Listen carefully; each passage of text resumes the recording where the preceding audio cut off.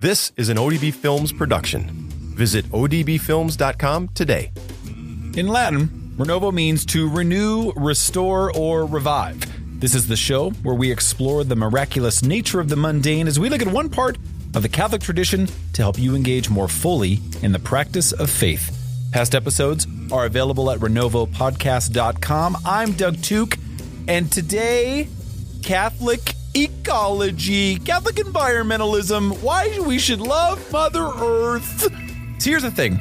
When I went to undergrad at Carroll College, Helena, Montana, I got to study with John Hart, Professor John Hart, and John helped ghostwrite all these amazing ecology documents in the 80s. And I got to tell you, as a young undergrad, I got my ears filled with all kinds of kind of brilliant Catholic thinking regarding how we treat the earth. So it was kind of buried in me at a pretty young age. But it is amazing to me how somehow this like conversation became like a left-wing concern of the church. Like people like, we have a little Catholic school here in town, and like when a teacher friend of ours was teaching, she was like, "Oh, let's take Laudato Si and let's really open it up and let's make it a part of the theology curriculum." They were like, "Yeah, no, we're not going to do that." I'm like, "What? Like what? What the heck? How did this become something that was like liberal Catholicism?" It just cracks me up. I mean, listen, it started with his first decision as Pope, right? When he took the name Francis as his papal name, all right, by choosing this guy, the patron of ecology, St. Francis of Assisi, right? That's his namesake. Francis is basically saying, all right, from now on, my pontificate is going to have a particular focus. It's what's going to happen, okay? It's going to happen. Environmental issues are going to matter. And I'll tell you what, I think if you struggle with that, you are missing really half of the great pro-life argument, which is all life, including creation. So I don't know. I struggle with that. The Pope definitely has not disappointed in focusing on this issue. It's a huge deal. In his first homily, Pope Francis, he urged the faithful to protect creation just as St. Joseph protected the Christ child. That was a huge part of that statement. And then since then, of course, Francis has just repeatedly used his general audiences in lots of public speeches as opportunities to pretty much show a connection between Catholic morality and the care for creation, as he did on July 5th. When he said specifically, he characterizes basically an exploitation of nature as the sin of our time. Like it's a huge deal for this particular Pope. And then the Pontiff basically devotes his first original encyclical that came out in 2015 on the human-centric ecology. So, I mean, think about that. That Laudato, I mean, just, it's a big deal, okay? I mean, like, clearly our Pope is super focused on this. But unfortunately, as kind of is their tendency when it comes to interpreting our Pope's words and actions, mainstream accounts kind of portray Francis's focus on ecology as something like it's new, or it's like some radical departure from his predecessors and Orthodox Catholicism. And that is ridiculous. Like nothing could be further from the truth. Pope Francis is literally continuing something that was not only the focus of his immediate predecessors, but it's also deeply, deeply rooted in the very origins of the Catholic faith. It's intertwined throughout theology and history. The big irony here is that people consider Pope Francis's like novel choice of papal name to be like a break from the past, when in reality, it's actually kind of an affirmation of one of the church's greatest saints and the wisdom of Catholic ecology that really has come before. So Pope Francis isn't leading the church into some uncharted water. That's just preposterous. He's guiding the faithful back to a healthier understanding of created order, of our place in it. So let's kind of get into that. Let's get into kind of the sources of what Catholic ecology is. So the Catholic archetype of this kind of understanding was basically St. Francis of Assisi, right? So he's named the patron of ecology 35 years ago, 13th century Italian friar, basically embodied what it means to live a life in harmony with nature. So for St. Francis, nature wasn't something to be controlled, all right? Nor was it something that should be worshipped. So we're not pantheist, okay, in and of itself. Instead, it was a manifestation of the love and intentionality of God, the God that created all things and privileged all humans with the task of being his co-creators and the stewards of his creation. That's very much the teaching of Francis of Assisi. But though Catholic ecology kind of finds its purest expression in this particular saint.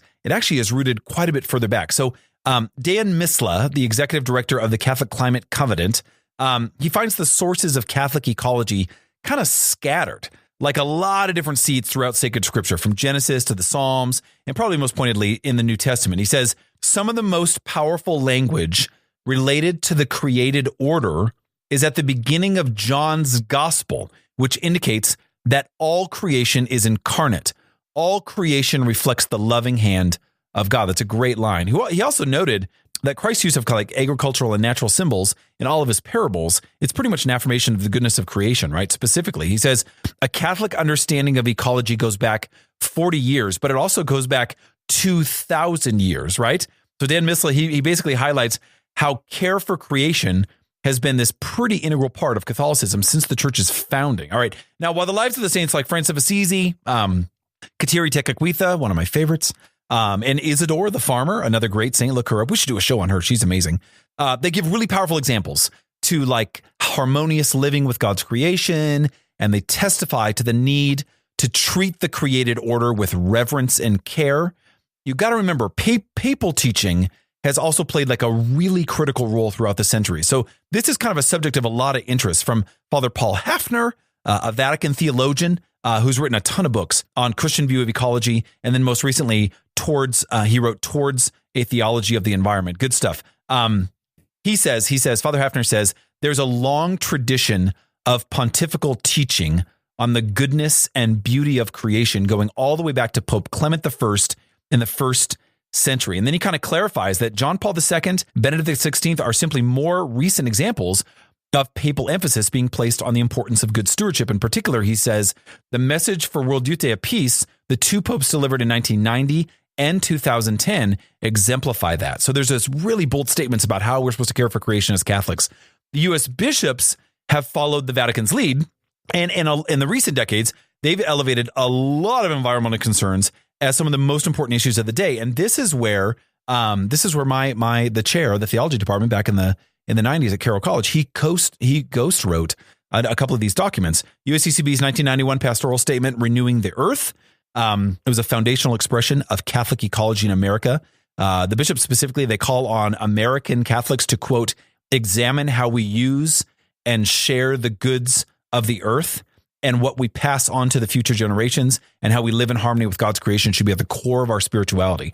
Big stuff. Father Misla, Catholic Climate Center, says that it is no surprise that the church is giving more attention to ecological issues nowadays. He says, quote, with modern environmental crisis, from climate change to fracking, there's this whole sense that the environment is under threat in a variety of ways. He says, we need to remember that this is God's creation and we're here to be caretakers, period. So guys, like, listen, mistreatment of the environment isn't only like a broach of our responsibility to be stewards of creation. Okay.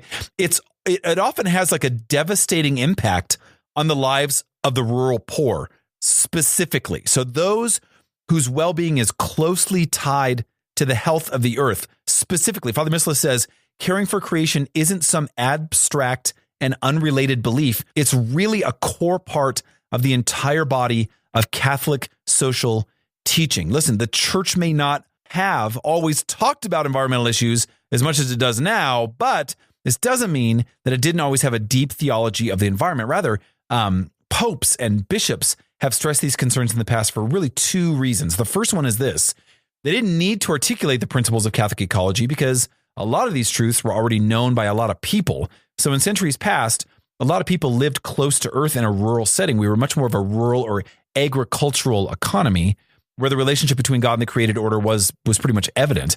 However, as people really begin to move into urban centers, they become much more disconnected from nature, and their ecological intuition basically gets lost. And this urbanization kind of combined with like the philosophical trends and material developments that all of our stuff, the stuff we make, it appears to be self-sufficient, almost godlike. That's where we have a problem as we begin to lose our understanding of this proper relationship with God.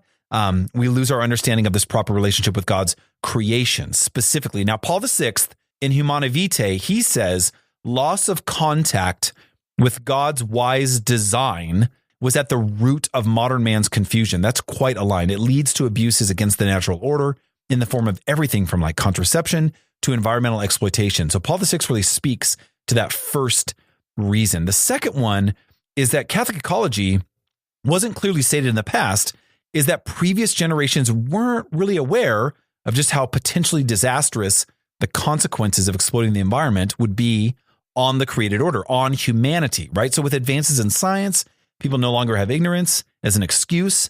The church has been really quick to advocate for changes in the way that people interact with, and then also just think about the environment as the scientific community basically just keeps uncovering more evidence of the disastrous ramifications of a lot of our current practices, a lot of our mining and drilling, what they do long term, how devastating they are in the long term. Father Misla says, he says, modern science has given us a much deeper understanding of the webs of interconnectivity within creation. That's a great line. I also, friends, like just a quick pause.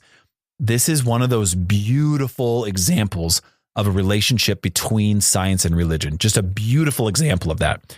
So in 8 years of working, leading the Catholic Climate Covenant, that's Father Misla, he often kind of tries to bring church-going, God-fearing Catholics up to speed on the church's teachings on the environment. But he also says that he often just gets a lot of pushback. So Father Misla says, for political and ideological reasons, many Catholics, unfortunately, have bad connotations associated with anything that has the words environment or climate in its title.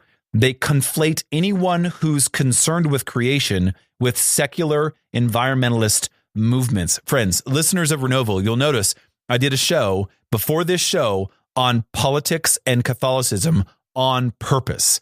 If we let our politics frame our theology, oh my God, we have it so backwards. We can't do that. And this is one of the examples of how that's really hurt us in the way that we should universally be understanding this care for creation. So Father Misla, he also says, he kind of insists the Catholic ecology is distinct from secular environmentalism, primarily because Catholic ecology is human-centric. Catholic teaching, he says, has the human being as the special creation of God.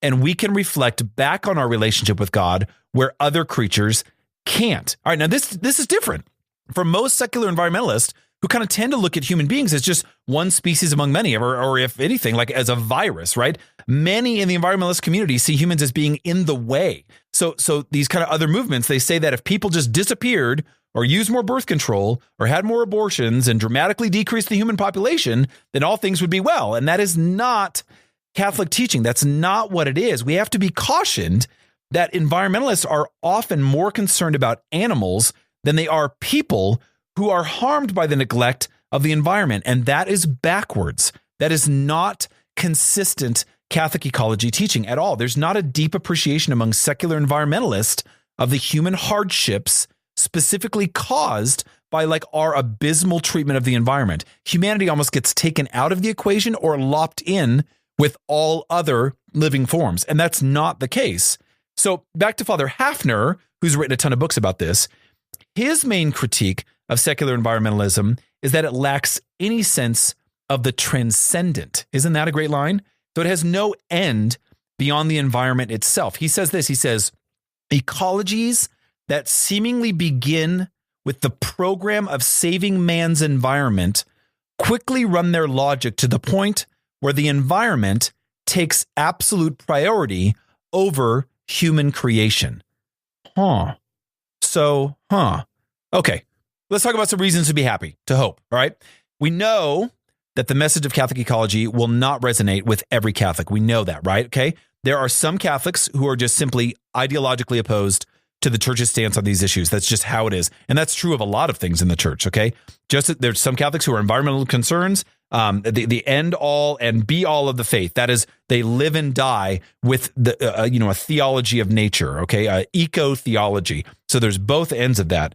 But the intended audience really for this conversation is the 80% in the middle. Listen, Father Misla says, he says, we're trying to reach out to those Catholics who don't understand the climate issue, who don't care about the issue, who haven't heard enough about it, and don't connect it with their faith. He says, that's where there's a lot of hope and a lot of energy and a lot of work to be done. So listen to that. The notion in our spiritual lives, all of us, 4 rows back, 3 seats in Catholics, is to simply be aware of how important this is at the core of our faith. Not to be extremist either way, but to be aware, connect it. Okay. That's where there's hope, right? A lot of that hope rests in a younger generation of Catholics who really don't carry some of that kind of weird partisan baggage of previous generations. For a lot of young people, being pro-life and concerned about the environment aren't contradictory positions. They're actually complementary. There's kind of a new emerging embrace of the need to care for creation, because it really is, in some sense, the womb that encompasses all life, human and otherwise. It's a life issue. It's a life concern. Father Misla says that not every Catholic will be particularly passionate about environmental issues. He knows that. That's fine. But we need to understand the church is big enough where different individuals can find the area where God is calling them to work and then focus on that. Okay, Father Misla finishes, he says, but at the same time, we need to make sure that we understand why caring about creation is a core part of faith, and do what we can in our daily lives to live that reality. The threats facing us right now aren't something that's isolated individuals that we can never address on our own. It'll take the combined effort of a community, of the church, to really get to the bottom of these dangers. Wow. I have to tell you, being a Montanan, being a backpacker, a fly fisherman, someone who loves to hike and camp, someone who recycles, marrying a woman who comes from a 5,000 plus acre farm.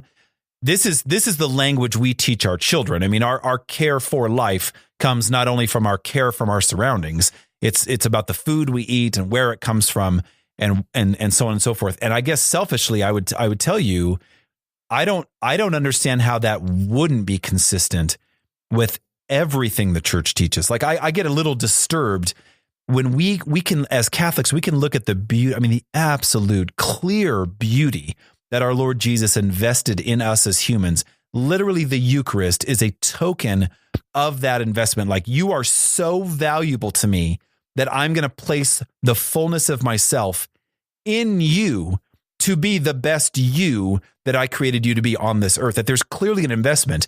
We cannot lop humanity into this notion of it being part of the problem only and not part of the solution. So it's easy for us to make the connection between advocacy for the sanctity of life and who we are as a believing people, and the saving of our environment, of our creation. And I got to tell you, that's not just for the rural.